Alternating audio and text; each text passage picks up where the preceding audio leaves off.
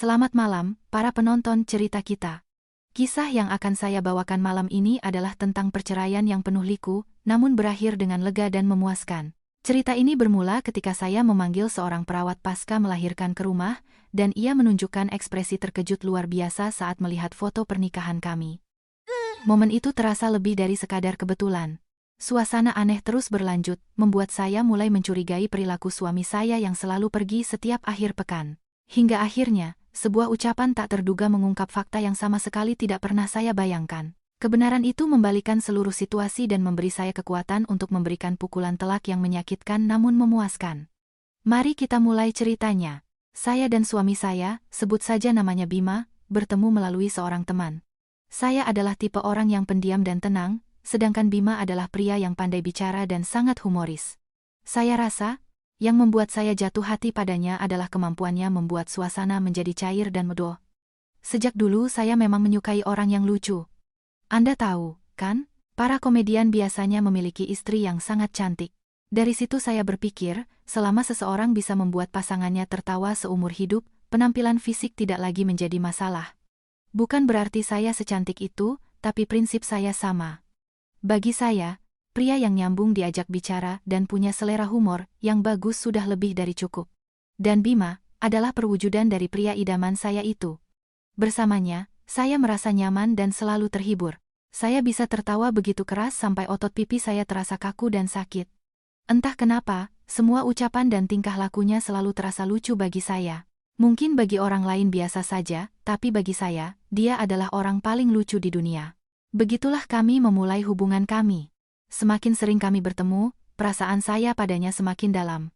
Selama kami berpacaran, Bima tidak pernah mencoba mengubah saya, dia mencintai saya apa adanya. Padahal, kepribadian saya yang pendiam ini bisa saja terasa membosankan, tapi Bima justru melihatnya sebagai sisi yang baik dari diri saya. Anda tahu MBTI, kan? Saya ini seorang introvert, I. Sementara suami saya adalah seorang ekstrovert, E, sejati. Secara teori, kepribadian kami bisa saja tidak cocok dan melelahkan, tapi kami baik-baik saja. Ketika saya terlihat lelah atau kehabisan energi sosial, Bima akan peka dan menyesuaikan dirinya. Dia seolah-olah mengatur tempo agar saya tidak merasa tertekan. Saya juga bukan tipe introvert yang parah, jadi saya masih bisa menikmati waktu bersosialisasi dengannya. Selama pacaran, kami tidak pernah bertengkar hebat. Hubungan kami saling mendukung dan tidak melelahkan satu sama lain, sehingga pembicaraan tentang pernikahan pun muncul secara alami. Usia kami juga sudah cukup matang, jadi tidak ada alasan untuk menunda-nunda. Kami pun saling memperkenalkan diri kepada orang tua masing-masing, mempersiapkan segalanya sesuai prosedur, dan akhirnya melangsungkan pernikahan. Pernikahan kami sederhana, tidak berlebihan, hanya mempersiapkan apa yang benar-benar perlu sesuai dengan kemampuan kami. Saya masih ingat betul ekspresi wajah Bima di hari pernikahan kami. Dia menggenggam tangan saya erat dan berkata, "Mulai sekarang, kita bangun keluarga kecil yang indah, dan hidup bahagia selamanya." Saat itu, saya benar-benar percaya bahwa saya bisa hidup bahagia selamanya bersama pria ini. Beberapa bulan setelah menikah, saya pun hamil. Karena usia kami memang menargetkan untuk segera memiliki anak setelah menikah. Kami benar-benar berusaha keras sejak awal, dan akhirnya usaha kami membuahkan hasil. Saat pertama kali melihat 2 garis di tes pack, rasanya sulit dipercaya. Saya sempat bengong, antara percaya dan tidak. Tapi tak lama kemudian, perasaan bahagia yang luar biasa menyelimuti saya. Bima tersenyum malu-malu, tapi jelas sekali dia sangat gembira. Saya pun mulai merasakan bahwa kami benar-benar akan menjadi sebuah keluarga seutuhnya. Sejak saat itu, saya fokus pada kehamilan saya. Beberapa bulan setelah saya hamil, Bima menemukan hobi baru, yaitu fotografi. Sebenarnya, sejak pacaran dia sudah menunjukkan ketertarikan pada kamera. Awalnya hanya sebatas suka mengambil foto yang bagus, tapi kemudian dia mulai belajar otodidak, mencari teknik-teknik fotografi di YouTube, dan mempraktikkannya. Menjelang pernikahan kami, dia mulai serius mempelajarinya. Koleksi lensanya bertambah satu persatu, dia membeli peralatan pencahayaan, dan bahkan belajar program editing. Gairahnya begitu besar hingga hobinya itu terlihat seperti pekerjaan seorang profesional. Setelah kami menikah, hobi itu naik ke level selanjutnya. Peralatannya kan sudah ada semua, sayang. Mahal-mahal dibeli, sayang kalau cuma jadi hobi, katanya suatu hari. Dia bilang ingin mencoba mengambil pekerjaan sampingan sebagai fotografer pernikahan atau acara ulang tahun. Sepertinya teman-teman di sekitarnya juga sering melakukan pekerjaan serupa di akhir pekan dan mereka mendorong Bima untuk mencobanya. Sejujurnya, saya kurang setuju. Tapi karena itu adalah hobi yang sangat dia sukai, dan setelah saya pikir-pikir, penghasilannya juga lumayan, saya pun mengizinkannya. Apalagi, setelah anak kami lahir, biaya yang dibutuhkan pasti tidak sedikit. Saya pikir ini seperti sekali dayung, 2-3 pulau terlampaui, dia bisa menyalurkan hobinya sambil mencari uang tambahan. Saya tahu, Bima bukan tipe orang yang akan berhenti hanya karena saya melarangnya. Dia orang yang sangat aktif, dan saya tidak pernah terlalu mengekang aktivitasnya. Jadi, saya pun setuju. Bima pun memulai pekerjaan sampingannya sebagai fotografer. Awalnya, tidak banyak tawaran pekerjaan. Mungkin hanya 1 atau 2 kali dalam sebulan. Tapi Bima terlihat sangat puas. Selain mendapat uang jajan tambahan dan pengalaman, dia tampak sangat bahagia bisa menghasilkan uang dari hobi yang dia cintai. Saat itu, kehamilan saya masih di trimester pertama, dan saya tidak terlalu mempermasalahkan hobi suami saya. Saya senang melihatnya begitu bersemangat, dan saat di rumah, dia selalu perhatian dan menjadi suami yang baik. Masalahnya dimulai setelah itu. Saat kehamilan saya memasuki bulan kelima, Bima mulai benar-benar sibuk. Pekerjaan yang tadinya hanya 1 atau 2 kali sebulan, tiba-tiba menjadi sangat banyak. Pernikahan, acara ulang tahun, dan berbagai perayaan lainnya kan kebanyakan diadakan di akhir pekan. Jadi, hari Sabtu dan Minggu menjadi hari tersibuknya. Hobi yang tadinya iseng-iseng itu mulai diakui orang, dan penghasilannya semakin besar. Bima pun semakin bersemangat menekuni pekerjaan sampingannya. Bahkan ketika hari perkiraan lahir saya sudah di depan mata, Bima masih saja pergi setiap akhir pekan untuk memotret. Setiap kali saya bertanya, mau pergi memotret lagi? Dia akan menatap saya dengan tatapan bersalah dan berkata, iya, maaf ya. Sebenarnya aku tidak mau, tapi mereka memohon sekali. Pekerjaan bulan ini agak menumpuk karena banyak teman yang minta tolong, jadi tidak bisa dibatalkan. Tapi kan bagus juga, kita bisa menabung lebih banyak sebelum anak kita lahir. Awalnya dia meminta maaf seperti itu, tapi lama-kelamaan, pergi di akhir pekan seolah menjadi hal yang wajar baginya. Para wanita pasti tahu, masa kehamilan itu sangat berat. Dengan tubuh yang berat ini, saya hampir selalu menghabiskan akhir pekan sendirian. Saya bahkan sering pergi ke dokter untuk kontrol kandungan seorang diri. Bima akan pergi sejak Sabtu subuh dengan tas kameranya, dan baru pulang larut malam. Kadang, dia bahkan bilang akan pulang terlambat karena ada pemotretan di luar kota. Namun, kalimatnya selalu sama. Aku pergi memotret di akhir pekan. Ini semua demi masa depanmu dan anak kita, supaya aku bisa memberikan yang terbaik untuk kalian. Kamu tahu kan, ini semua demi keluarga kita? Bima selalu mengatakan semua ini demi keluarga, padahal dia tidak pernah ada di sisi saya saat akhir pekan. Semakin sering saya mendengar kalimat itu, hati saya mulai terasa tidak nyaman. Apa benar acara sebanyak itu sampai dia harus selalu pergi keluar? Apa dia tidak bisa meluangkan 1 hari saja untukku? Apa dia tidak khawatir meninggalkan istrinya yang sedang hamil sendirian? Saya sering mengeluhkan hal ini padanya. Setiap kali saya mengeluh, dia akan meminta maaf dan berkata, maafkan aku, sayang. Tapi aku senang sekali karena hasil kerjaku diakui orang. Penghasilannya juga lumayan, kan? Nanti kehidupan keluarga kita bisa lebih nyaman. Saya mencoba memahami perkataannya, tapi rasa kecewa itu tetap ada. Kehamilan membuat saya lebih sensitif, hal-hal yang biasanya bisa saya maklumi menjadi terasa sangat emosional. Meskipun begitu, saya berusaha untuk mengerti. Saya mencoba berpikir positif, mungkin benar apa yang dikatakannya, bahwa ini semua demi keluarga kami. Mungkin ini adalah caranya menunjukkan tanggung jawab sebelum menjadi seorang ayah. Saat itu, saya sama sekali tidak tahu bahwa semua kata-kata dan tindakannya adalah kebohongan. Saya tidak pernah menyangka bahwa pemotretan akhir pekan itu bukanlah pekerjaan sampingan biasa, melainkan sebuah pertanda yang akan memporak-porandakan hidup saya. Waktu terus berjalan, dan hari perkiraan lahir semakin dekat. Saya menjadi semakin sensitif dan cemas. Tubuh saya terasa berat, napas saya sesak, dan saya sulit tidur di malam hari. Saya tegang dan terus berpikir, bagaimana jika tiba-tiba kontraksi datang? Bagaimana jika Bima tidak ada di sampingku saat itu? Pikiran-pikiran itu terus berputar di kepala saya. Akhirnya, dengan hati-hati saya berkata pada Bima, sayang, akhir pekan sebelum tanggal perkiraan lahir, bisakah kamu tidak pergi kemana-mana dan menemaniku di rumah? Bima menjawab dengan tenang, tapi kan perkiraan lahirnya hari biasa, kenapa? Mendengar itu, dada saya terasa sesak. Saya menjawabnya dengan nada sedikit kesal. Memangnya bayi akan lahir tepat di tanggal perkiraan? Bisa saja lebih cepat atau lebih lambat, kan? Saya sempat terbawa emosi, tapi kemudian saya menenangkan diri dan menjelaskan dengan lebih sabar. Aku hanya merasa cemas. Siapa tahu, kan? Aku ingin kita mempersiapkan segalanya bersama, memeriksa lagi perlengkapan bayi.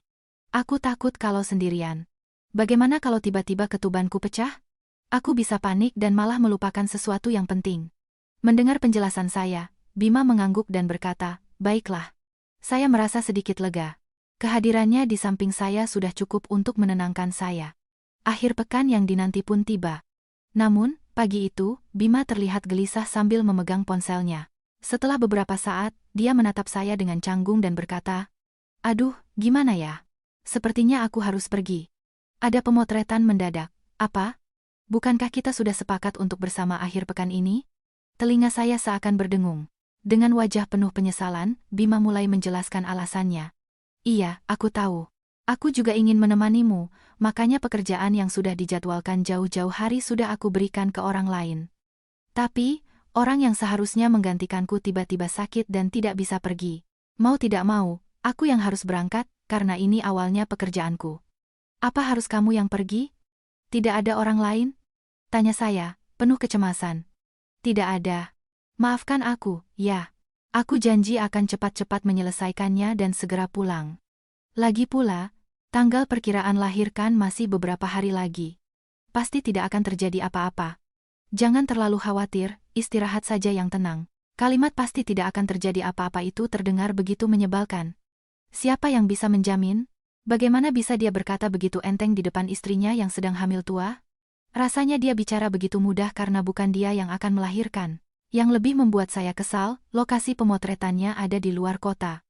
Sekalipun dia bergegas, dia baru bisa tiba di rumah keesokan paginya. Bima berjanji akan menyelesaikan pekerjaannya secepat mungkin dan pulang pagi-pagi sekali. Saya merasa sangat kecewa hingga napas saya terasa sesak. Bukan hari lain, tapi di saat-saat genting seperti ini, padahal saya sudah memohon padanya untuk tetap di rumah, tapi dia tetap bersiap-siap untuk pergi. Katanya semua ini demi keluarga, tapi nyatanya tidak ada satupun yang dia lakukan untuk keluarga. Hanya di mulut saja, tapi saat benar-benar dibutuhkan, dia tidak ada. Saya tahu, berdebat lebih lanjut tidak ada gunanya. Wajahnya menunjukkan bahwa keputusannya sudah bulat. Saya tidak mau lagi memohon-mohon padanya. Bima pun mengambil tas kameranya dan membuka pintu depan seolah tidak terjadi apa-apa. Saat pintu itu tertutup, air mata saya langsung mengalir. Dia pergi begitu saja tanpa sedikit pun rasa khawatir pada istrinya yang sebentar lagi akan melahirkan. Baginya, pekerjaannya selalu menjadi yang utama. Pikiran itu membuat saya merasa hampa dan sedih. Mood saya hancur, dan tubuh saya terasa lemas. Malam harinya, saya mulai merasakan sesuatu yang aneh pada tubuh saya. Awalnya saya pikir hanya kontraksi palsu, karena sebelumnya saya juga sering merasakannya. Tidak terlalu sakit sampai harus ke rumah sakit, hanya sedikit kencang di bagian perut. Awalnya saya tidak terlalu menghiraukannya, tapi lama-kelamaan rasa sakitnya semakin menjadi. Saat itulah saya merasa ada yang tidak beres. Pinggang saya terasa berat dan tertarik, dan ada sensasi aneh di perut bagian bawah. Saya pikir saya harus ke rumah sakit sendirian. Saat sedang bersiap-siap, saya menyadari bahwa ketuban saya sudah pecah. Seketika, ujung jari saya terasa dingin dan jantung saya berdebar kencang. Meskipun cemas, saya mencoba menenangkan diri, berpikir bahwa tanggal perkiraan lahir masih beberapa hari lagi. Tapi firasat buruk saya menjadi kenyataan. Di saat Bima tidak ada, ketuban saya pecah dan kontraksi mulai datang. Dengan susah payah, saya memesan taksi dan berangkat ke rumah sakit. Sopir taksi yang melihat saya kesakitan tampak khawatir. Beliau mengemudi dengan cepat namun tetap aman. "Sudah hubungi suaminya, Bu?" tanyanya. "Kalau ibu kesakitan, biar saya yang teleponkan." Saya pun memberikan ponsel saya padanya. Sopir itu mencoba menelepon Bima berkali-kali, tapi tidak diangkat. Beberapa kali dicoba, hasilnya tetap sama.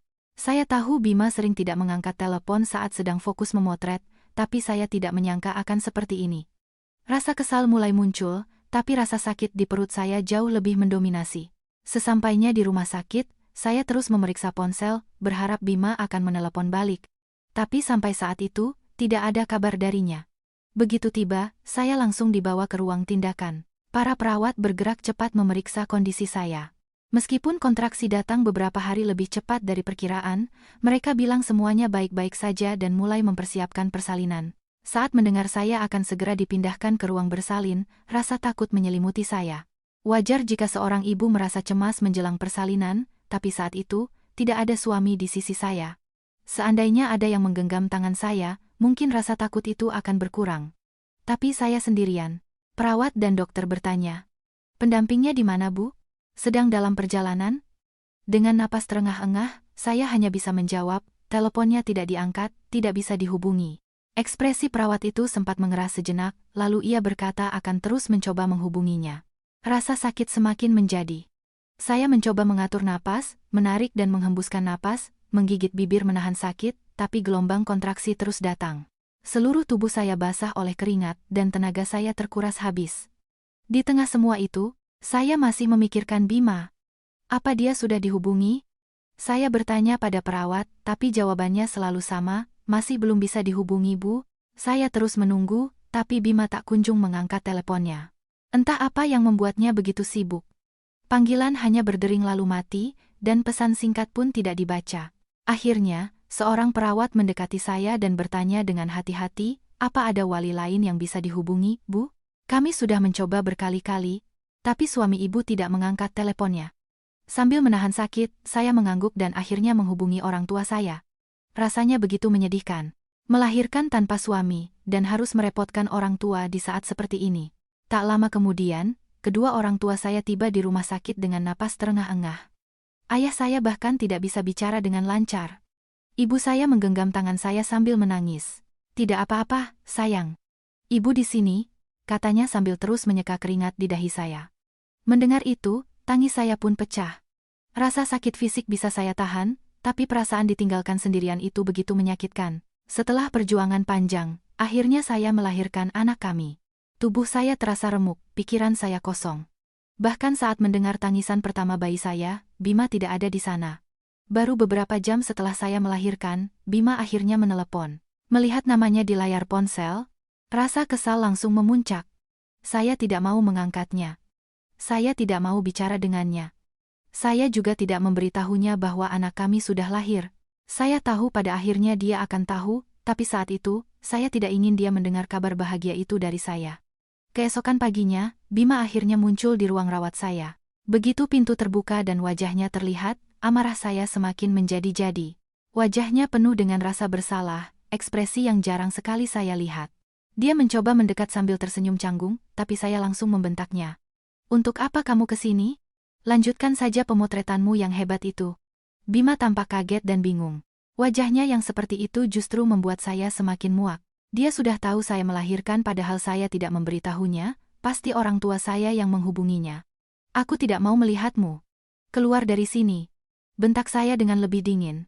Wajah Bima memerah, lalu dia buru-buru meminta maaf. Sayang, maafkan aku. Aku benar-benar minta maaf. Minta maaf saja cukup? Saat aku benar-benar butuh kamu, kamu tidak ada. Selama aku hamil kamu selalu pergi, bahkan saat aku melahirkan pun kamu tidak ada di sisiku. Apa itu masuk akal? Semakin saya bicara, semakin sesak dada saya.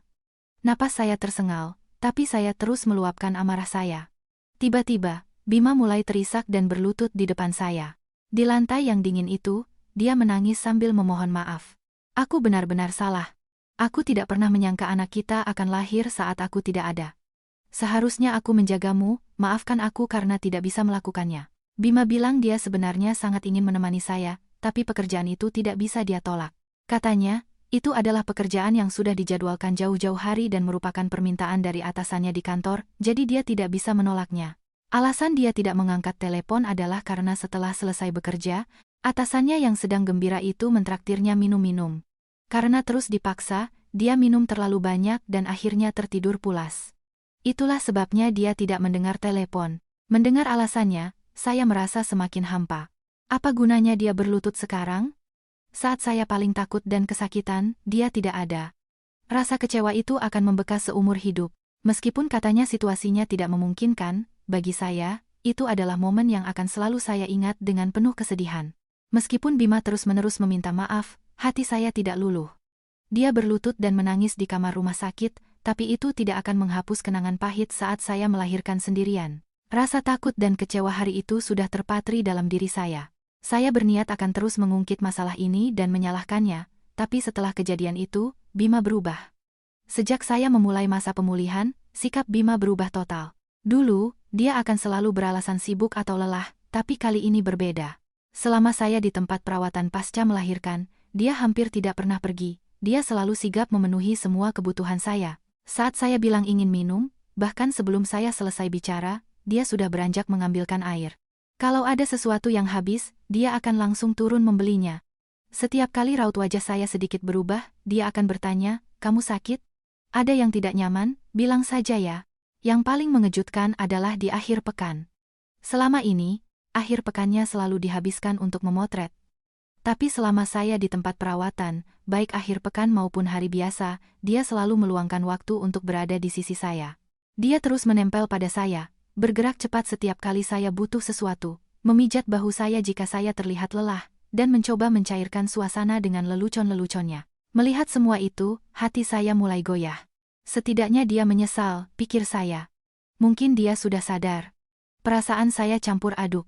Rasa kesal masih ada, tapi melihat usahanya yang begitu keras, sulit bagi saya untuk terus bersikap dingin. Secara rasional, saya mencoba memahami. Mungkin memang benar ada situasi mendesak yang membuatnya harus pergi. Tapi hati saya berkata lain. Meskipun otak saya mencoba mengerti, ada rasa dingin yang tersisa di dalam dada. Memang bagus dia berusaha sekarang, tapi alangkah baiknya jika dia bisa seperti ini sejak dulu, terutama di saat aku sangat membutuhkannya. Pikiran itu terus menghantui saya. Namun, seiring berjalannya waktu, amarah saya sedikit mereda. Bima terus menunjukkan usahanya, dan karena saya sedang dalam masa pemulihan, saya tidak punya energi untuk bertengkar. Saya memutuskan untuk fokus pada pemulihan tubuh saya. Akhirnya kami pulang dari tempat perawatan. Sekarang adalah saatnya memulai babak baru, merawat diri di rumah sambil mengurus bayi. Di rumah pun, Bima bersikap proaktif. Ketika bayi menangis, dia yang pertama berlari menghampiri. Dia belajar membuat susu formula, dan kami bergantian menyusui di malam hari. Dia bilang saya harus banyak istirahat, jadi dia yang akan mengerjakan pekerjaan rumah. Melihat sikapnya, saya ingin sekali percaya bahwa dia benar-benar telah berubah. Saya mencoba meyakinkan diri sendiri, Bima pasti belajar banyak dari kejadian ini dan benar-benar menyesali perbuatannya. Setelah pulang ke rumah, Bima memang rajin membantu selama beberapa waktu. Tapi seperti kata orang, seiring berjalannya waktu, sifat asli seseorang akan kembali. Begitu pula dengan Bima, suatu hari, ekspresinya mulai berubah. Dia terlihat gelisah, seolah pikirannya selalu ada di luar rumah. Dia mulai memeriksa jadwal pemotretan di ponselnya, mengeluarkan lagi peralatannya, dan mengelus-elus lensa kameranya. Kamera sialan itu kembali menempel di tangannya. Akhirnya, dengan hati-hati Bima membuka suara. "Sayang, sepertinya akhir pekan ini aku harus pergi memotret." Mendengar itu, emosi saya langsung meledak. Kondisi tubuh saya belum pulih sepenuhnya, dan mengurus bayi sendirian di rumah semakin hari semakin berat. Sejujurnya, rasa kecewa saya belum sepenuhnya hilang, dan saya berharap dia akan terus membantu saya. Tapi dia malah kembali membahas soal pemotretan. "Apa? Memotret? Kukira kamu sudah berhenti. Tubuhku belum pulih, dan aku harus mengurus bayi. Apa kamu pikir ini saat yang tepat untuk pergi? Kamu benar-benar tidak punya hati nurani ya? Sekarang kamu mau meninggalkan aku dan bayi kita?" bentak saya. Dengan wajah bersalah, Bima menunduk dan berkata dengan suara pelan, mencoba membela diri. Katanya, dia juga ingin lebih banyak di rumah, tapi karena sudah lama tidak mengambil pekerjaan, kliennya akan hilang jika dia terus menolak. Paling tidak aku harus mengambil beberapa pekerjaan agar tidak kehilangan koneksi. "Kita harus menabung selagi bisa, kan?" katanya. Dia berjanji tidak akan mengambil jadwal yang padat seperti dulu lagi. Mendengar itu, saya merasa muak. Jujur saja, saya sudah lelah berdebat. Saya sudah tahu dari pengalaman bahwa Bima bukan orang yang mudah dibujuk. Karena tidak ingin menghabiskan energi untuk bertengkar, saya berkata ketus, "Terserah kamu." Mungkin karena merasa tidak enak, Bima menawarkan sebuah syarat. Jika aku kembali mengabaikan keluarga atau keterlaluan, aku akan langsung menjual kamera ini dan tidak akan pernah lagi menerima pekerjaan memotret. Saya terkejut mendengar itu. Saya tidak menyangka dia akan menawarkan hal itu. Saya menatap wajahnya lekat-lekat, mencoba memastikan apakah dia serius. Akhirnya, saya menyetujui syaratnya. "Baik. Itu kata-katamu sendiri, jadi tepati janjimu. Sekali lagi aku ingatkan, jika kamu sedikit saja mengabaikan kami, kamera itu akan langsung aku jual." Bima tersenyum lebar dan mengangguk cepat. "Tentu. Aku tidak akan seperti dulu lagi. Terima kasih sudah percaya padaku, katanya sambil memeluk saya erat. Meskipun begitu, sejujurnya saya hanya setengah percaya. Tapi saat itu, berteriak dan bertengkar hanya akan membuat saya semakin lelah. Saya memutuskan untuk mengawasinya. Kali ini, saya tidak akan hanya diam, tapi akan bertindak berdasarkan apa yang saya lihat. Kemudian, Bima mengusulkan untuk menyewa perawat pasca melahirkan. Aku sudah memikirkannya. Selama aku pergi memotret, kamu pasti akan sangat lelah sendirian. Bagaimana kalau kita panggil perawat ke rumah? Usul itu membuat saya tertarik. Bima berkata dia akan membayar perawat itu dengan uang hasil memotretnya. Dia bahkan sudah mencari beberapa penyedia jasa dan menemukan yang profesional. Dia merasa sangat bersalah pada saya, dan tidak ingin terjadi apa-apa saat dia tidak ada di rumah. Kamu tidak perlu khawatir soal biayanya, katanya. Aku yang akan urus semuanya. Ini adalah caranya menunjukkan tanggung jawab karena tidak bisa berada di rumah. Saya pun setuju. Tidak ada ruginya bagi saya. Saya bisa mendapat bantuan, dan Bima yang akan membayarnya. Di satu sisi, saya merasa sedikit senang karena dia memikirkan saya. Membayangkan Bima repot-repot mencari penyedia jasa di tengah kesibukannya membuat hati saya sedikit lebih tenang. Maka, kami memutuskan untuk memanggil perawat, dan beberapa hari kemudian, seorang ibu perawat datang ke rumah kami. Saat itu, saya tidak pernah menyangka bahwa perawat inilah yang akan membongkar kebenaran di balik pemotretan akhir pekan suami saya. Bima menyarankan agar saya tetap menggunakan jasa perawat bahkan di hari biasa, agar saya bisa lebih nyaman. Jujur, usulan itu sangat menggiurkan. Mengurus anak bukan hanya butuh cinta, tapi juga stamina. Saya sangat butuh waktu untuk sekadar bernapas, bahkan di siang hari. Tapi Bima menambahkan satu hal. Karena situasi hari biasa dan akhir pekan berbeda, kita pakai dua perawat yang berbeda saja, usulnya. Untuk hari biasa, kita sewa seseorang yang datang setiap hari untuk membantu membersihkan rumah, menyiapkan makanan sederhana, dan merawat bayi. Untuk akhir pekan, kita sewa orang lain yang khusus datang saat Bima pergi memotret, untuk menemani saya dan bayi. Bima bilang dia yang akan mengurus semuanya dengan pihak penyedia jasa. Saya pun menyerahkan urusan itu padanya. Pertama, perawat untuk hari biasa datang. Beliau bekerja dengan sangat baik. Dia tahu kapan waktu menyusui bayi bahkan sebelum bayi menangis, memastikan saya tidak melewatkan waktu makan, dan membereskan rumah dengan cekatan. Yang terpenting, dia tidak banyak bicara sehingga saya merasa nyaman. Selama ada beliau, saya merasa bisa bernapas lega. Saya bahkan sempat memuji pilihan Bima. Kemudian, akhir pekan tiba. Sesuai janjinya, Bima bersiap-siap pergi memotret. Sebelum berangkat, dia berkata, "Semoga perawat yang datang hari ini sebaik ibu yang kemarin, ya. Sayang sekali aku tidak bisa bertemu dengannya. Kalau kamu merasa tidak nyaman sedikit saja, langsung telepon aku, ya. Nanti, aku carikan pengganti." Saya hanya mengangguk singkat. Karena jadwal Bima yang bentrok, dia harus berangkat lebih pagi dan tidak sempat bertemu dengan perawat akhir pekan kami. Tak lama kemudian, bel berbunyi. Perawat akhir pekan kami telah tiba. Sama seperti Bima, ini adalah pertama kalinya saya bertemu dengannya. Setelah perkenalan singkat, beliau mulai bekerja. Ternyata, perawat ini juga sangat kompeten. Tangannya cekatan, dia peka, dan bicaranya lugas. Caranya menangani bayi sangat terampil, membuat saya yakin bahwa dia benar-benar seorang profesional.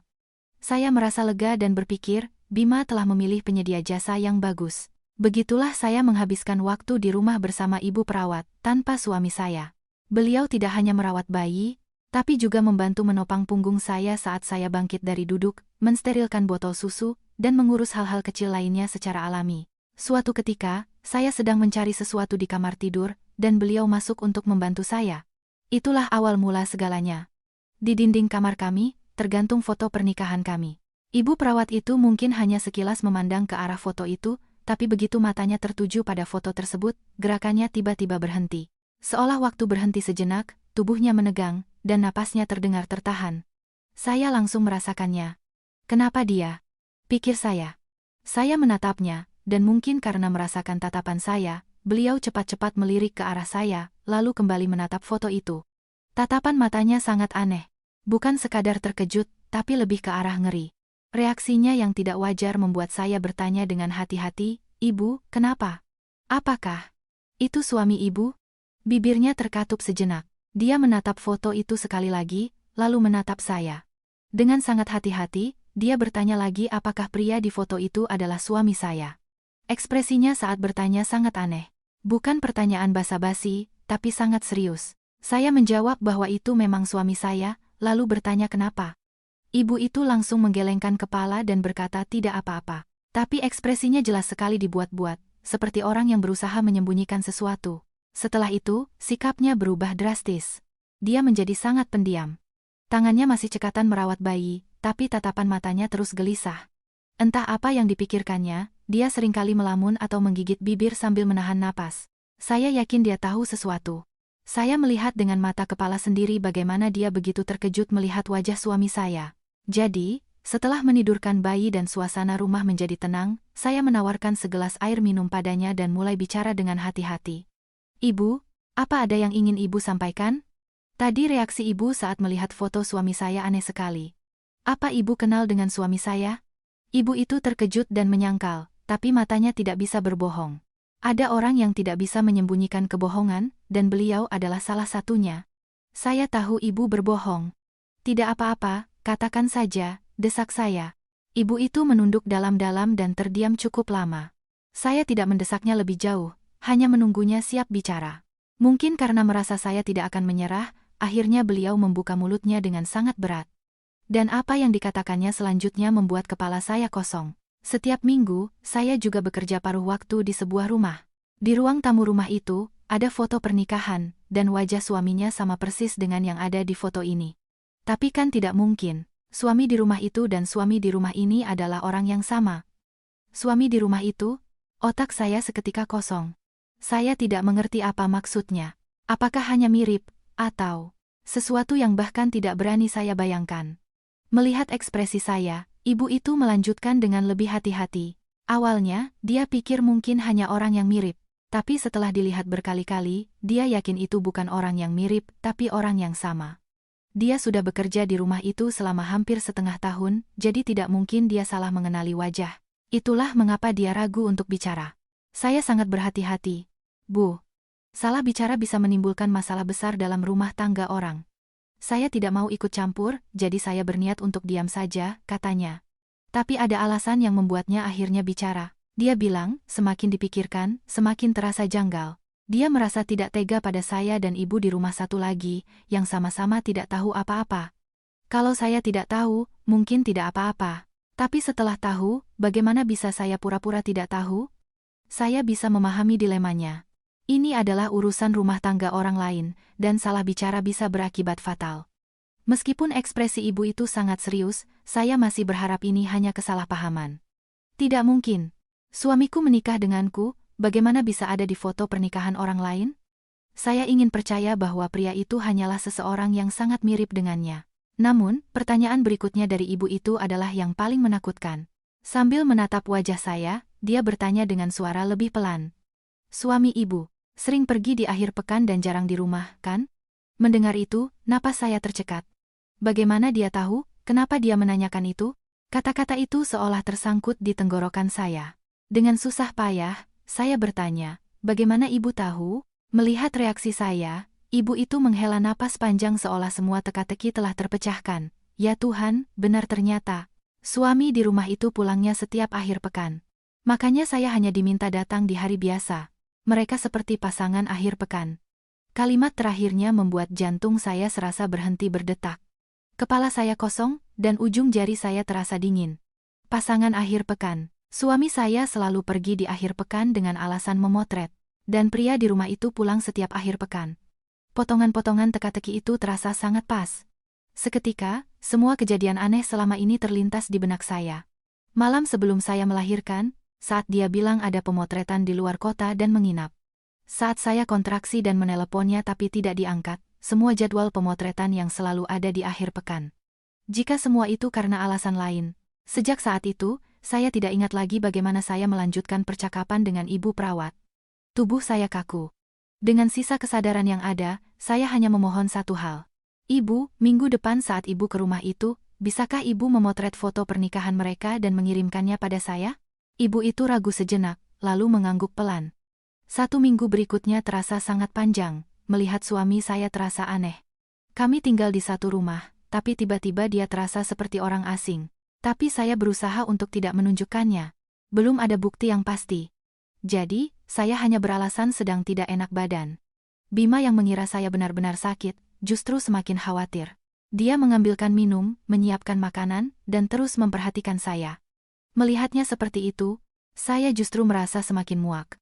Akhirnya, hari yang ditunggu tiba. Sore itu, sebuah pesan masuk dari ibu perawat. Ada sebuah foto terlampir. Tangan saya gemetar hebat. Ponsel saya terasa akan jatuh, dan jantung saya berdebar begitu kencang hingga napas saya sesak. Dengan tangan gemetar, saya membuka pesan itu. Di layar, terpampang dengan jelas sebuah foto. Foto pernikahan yang tergantung di dinding ruang tamu rumah itu. Saat melihat wajah mempelai prianya, saya membeku. Wajah itu adalah wajah yang saya lihat setiap hari. Wajah suami saya. Mata yang sama, lekuk bibir yang sama, ekspresi yang sama, bukan mirip, tapi benar-benar orang yang sama. Seketika, sesuatu dalam diri saya putus. Ini bukan sekadar perselingkuhan.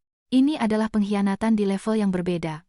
Dia telah menipu saya, menjalani kehidupan ganda, berpindah dari satu rumah ke rumah lain. Setelah melihat foto itu, saya gemetar karena amarah dan rasa dikhianati. Tapi anehnya, saya tidak hancur. Justru, kepala saya terasa dingin. Ini bukan saatnya untuk menangis. Hanya ada satu hal yang harus saya lakukan, mengumpulkan bukti yang tak terbantahkan. Saya menunggu Bima lengah, lalu memeriksa ponselnya. Dan di sana, saya menemukan semua hal yang tidak pernah ingin saya bayangkan. Jejak kehidupan gandanya tersimpan rapi di ponsel itu. Saya mengambil tangkapan layar satu persatu dan mengirimkannya ke ponsel saya. Tangan saya gemetar, tapi saya tidak berhenti. Saya bertekad, akhir pekan ini, saya akan melihat sendiri kemana Bima pergi.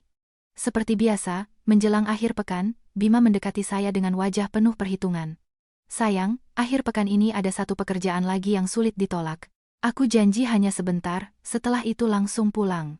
Meskipun perut saya mual, saya mengendalikan ekspresi saya dan hanya mengangguk seolah tidak terjadi apa-apa. Bima terlihat lega melihat reaksi saya. Saya merasa semakin jijik melihat wajahnya yang tenang karena mengira saya telah mengizinkannya. Saya menitipkan bayi kami pada ibu perawat, lalu diam-diam mengikuti Bima.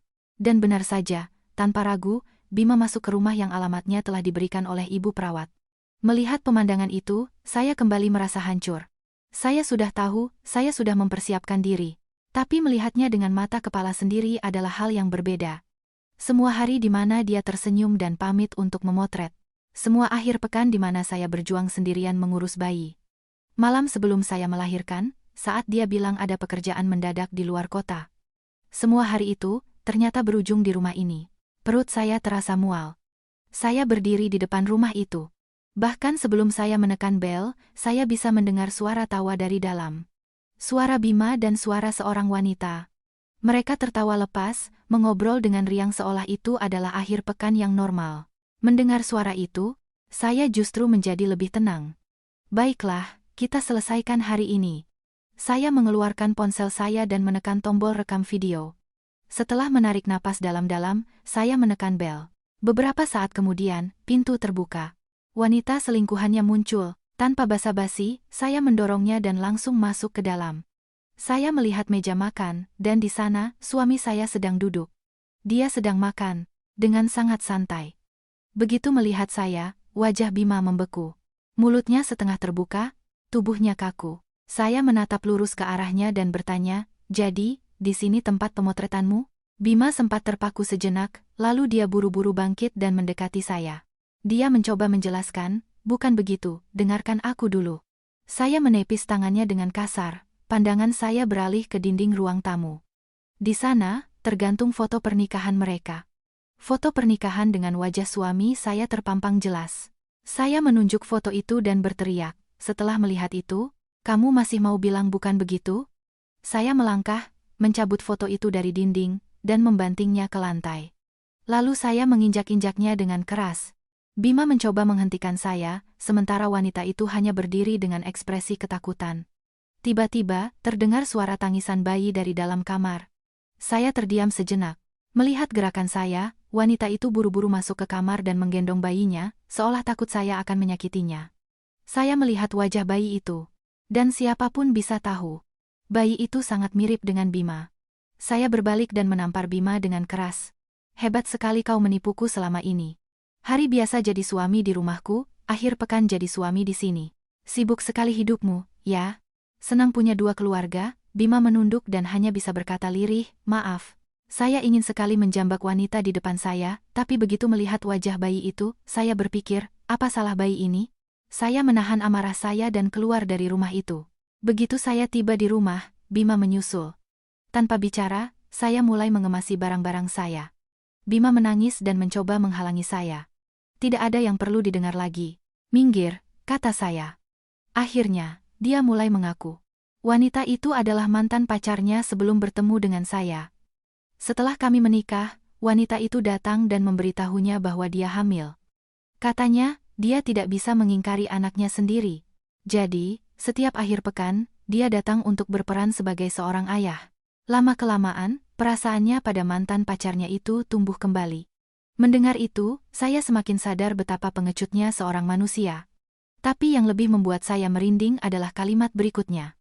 Sambil menangis, Bima berkata tanpa malu, aku mencintaimu, dan aku juga mencintainya. Sebisa mungkin, aku ingin bertanggung jawab pada kedua wanita dan anak-anakku. Saya menatapnya seolah melihat serangga paling menjijikkan. Kau pikir aku akan tersentuh? Kau hanya seorang pria brengsek yang ingin memiliki dua wanita sekaligus. Saya melanjutkan, kalaupun dia hamil sebelum kita menikah, seharusnya kau jujur dari awal. Bukan malah diam-diam punya dua keluarga seperti ini. Dengan tegas, saya berkata, kita cerai. Saya menambahkan, semua bukti sudah ada padaku, jadi jangan coba-coba mengelak. Saya membawa anak saya dan pergi ke rumah orang tua saya. Setelah itu, semuanya berjalan cepat. Keluarga saya gempar. Keluarga Bima pun heboh. Yang lebih ironis, ternyata ibu mertua saya sangat membenci wanita itu sejak dulu. Dia sangat menentang hubungan mereka. Alasannya, wanita itu adalah seorang yatim piatu, dan ada gosip bahwa dia pernah bekerja di sebuah tempat hiburan malam. Karena itu, ibu mertua saya bersumpah tidak akan pernah menerimanya sebagai menantu. Dia bahkan tidak mau mengakui anak yang dilahirkan wanita itu sebagai cucunya. Akhirnya, wanita itu yang tidak dianggap oleh keluarga Bima dan terus-menerus mendapat perlakuan buruk, pergi menghilang bersama anaknya. Lalu bagaimana dengan Bima? Dia akhirnya sendirian. Dia datang lagi pada saya, memohon, menangis, dan menunjukkan sisi lemahnya, tapi saya tidak goyah sedikit pun. Saya bahkan tidak mengizinkannya bertemu dengan anak kami. Sekarang, saya hidup tenang bersama anak saya. Alasan suami saya menghilang setiap akhir pekan bukanlah karena pemotretan, tapi karena rumah itu. Sejak saya tahu kebenarannya, saya memutuskan untuk tidak pernah lagi memberikan kesempatan kedua pada orang yang telah menipu hidup saya. Setelah mengalami semua ini, saya sadar bahwa yang paling menakutkan di dunia ini adalah manusia. Manusia yang berbohong semudah bernapas. Manusia yang bisa tersenyum tanpa dosa sambil menjalani kehidupan ganda. Manusia yang bahkan setelah ketahuan pun, masih mencoba menutupi kesalahannya dengan alasan. Jika di antara Anda yang membaca ini merasa pasangan Anda akhir-akhir ini sangat sibuk, selalu menghilang di akhir pekan, menyembunyikan ponselnya, atau penjelasannya selalu tidak masuk akal, tolong jangan abaikan firasat Anda. Kecurigaan bukanlah dosa, dan memastikan kebenarannya adalah cara untuk melindungi diri sendiri. Saya berharap Anda semua tidak mengalami hal yang sama seperti saya. Semoga hari-hari Anda tidak terlalu sepi dan selalu aman. Terima kasih telah mendengarkan kisah panjang saya.